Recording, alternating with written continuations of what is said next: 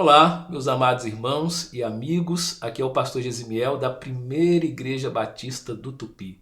Que bom poder falar ao teu coração no dia de hoje. Eu quero dizer a você que nós estamos localizados na rua Lazar Segal, número 505, bairro Tupi. O nosso telefone é 3435-2206 e queremos deixar um convite carinhoso ao teu coração. Queremos também agradecer os nossos irmãos que estão nos auxiliando nessa gravação, que são os nossos irmãos da mídia, da comunicação da nossa igreja. Hoje queremos compartilhar um tema muito especial ao teu coração. Nós queremos falar sobre uma igreja que despertou contentamento e orgulho no coração do apóstolo Paulo. Mas a curiosidade está em quem é esta igreja e como era esta igreja. Nós estamos falando da igreja de Corinto. Em especial, nós estamos falando da segunda carta aos Coríntios, no capítulo 2, dos versículos 2 a 16 da palavra do Senhor. Capítulo 7, versículos 2 a 16 da palavra do Senhor. A segunda carta aos Coríntios mostra que o apóstolo Paulo estava preocupado com esses irmãos e a maneira como esses irmãos haviam recebido a sua primeira carta. Uma carta que ele escreveu quando ainda estava em Éfeso, com o objetivo de resolver problemas doutrinários, problemas práticos daquela igreja. Corinto era uma igreja com muitos e terríveis problemas, divisões em torno da personalidade dos seus líderes. Havia caso de incesto dentro da igreja, um filho que se relacionava com a mulher do seu próprio pai. Havia um problema de litígio entre os irmãos, onde Paulo faz um apelo para que o Espírito Santo pudesse ser o árbitro no coração deles. Havia ainda líderes que se levantaram contra o apóstolo Paulo, que fazia oposição ao seu ministério. Então é uma situação difícil, não era uma igreja fácil de se lidar. E Paulo, ele é o fundador dessa igreja. E a sua visita na ocasião da fundação durou em torno de 18 meses, conforme irá registrar a palavra de Deus em Atos capítulo 18. A segunda carta aos Coríntios, que nós iremos ler agora, foi escrita quando Paulo estava na Macedônia. Trata-se de uma epístola em que Paulo irá fazer a defesa sobre a sua conduta e o seu ministério. Ele irá estimular a igreja e a liberalidade para levantar ofertas para os pobres que estavam na Judéia. Ele irá reprimir a calúnia, a difamação, a zombaria dos seus críticos em relação ao seu apostolado. E ele vai mostrar que Jesus é o foco do nosso relacionamento, que Jesus é o foco do nosso serviço a Deus, que Jesus é o foco da nossa vida neste mundo.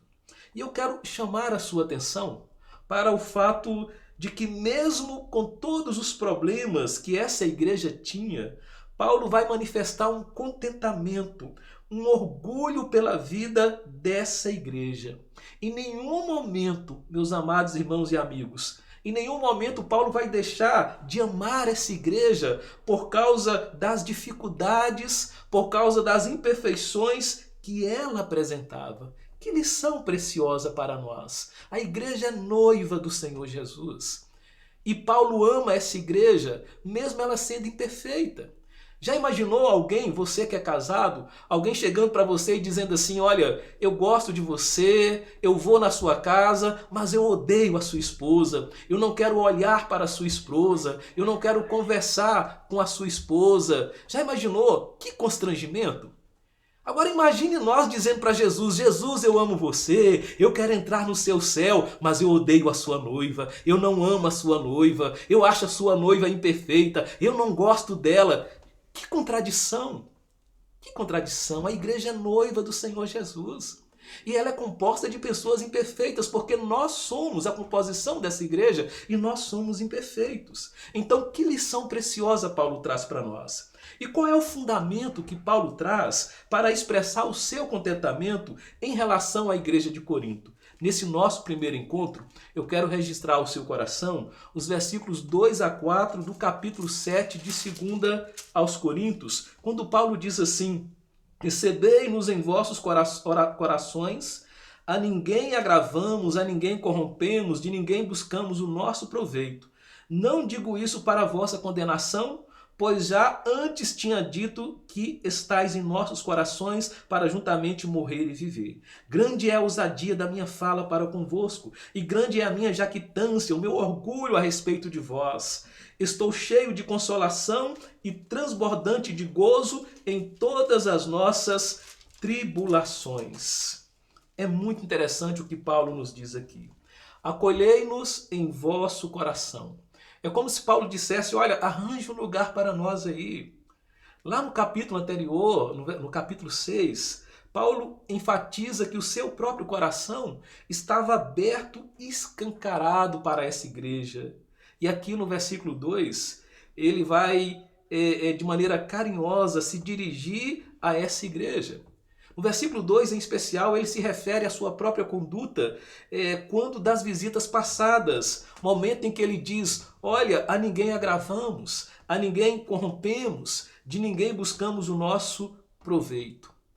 O exemplo, seu exemplo, o ensino, ele está dizendo, não corromperam ninguém, nem incentivaram o comportamento imoral.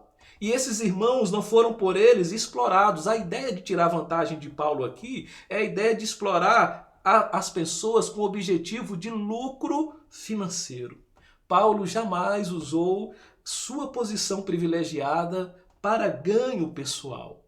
Meus amados irmãos e amigos, é triste ver como muitos líderes evangélicos têm tratado com estrelismo a missão do reino de Deus. É triste ver que muitos líderes evangélicos, ao invés de promover o conforto da graça nos corações atribulados, estão promovendo o conforto dos seus próprios bolsos à custa da exploração da fé das pessoas. Paulo se posiciona dizendo: essa não é a minha conduta, essa não é a minha maneira de ser. Ele deixa claro que não estava dizendo isso para condenar a igreja, mas para o bem daquela própria igreja.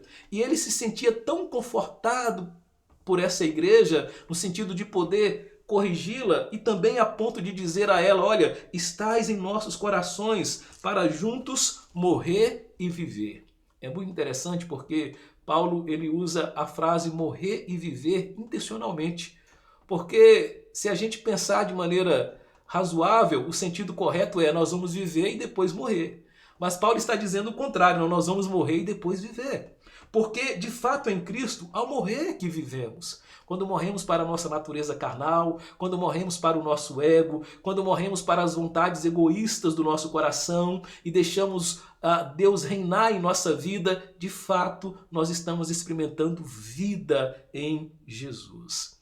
Essa é uma igreja preparada para morrer dia a dia. E uma igreja preparada para morrer dia a dia é uma igreja preparada para exalar a vida de Cristo ao mundo. É uma igreja preparada para promover o conforto da graça mesmo em meio ao caos. É uma igreja preparada para obedecer à palavra de Deus, por mais severa que essas palavras pareçam. Como foi o caso aqui da igreja de Corinto em relação às palavras de Paulo, resultando no sentimento que ele expressa no versículo 4, quando diz assim: grande é o meu orgulho a respeito de vós, estou cheio de consolação, transbordo de gozo em todas as nossas tribulações. A lealdade dessa igreja em tomar providência quanto aos problemas internos que ela tinha, produziu no apóstolo um sentimento de conforto, de alegria, mesmo em meio às tribulações que de longe ele vivenciava. Uma igreja que, apesar de todas as suas falhas e defeitos, que toma providências, que age visando a glória de Deus, é uma igreja que alegra o coração do Pai. E, portanto, uma igreja que exala graça e conforto aos corações atribulados. Essa é a palavra que eu quero deixar ao teu coração hoje. A igreja de Corinto, uma igreja imperfeita, com defeito, mas que promoveu o contentamento no coração de Paulo, porque era uma igreja que promovia conforto no meio das tribulações. Que Deus abençoe grandemente a sua vida, em nome de Jesus.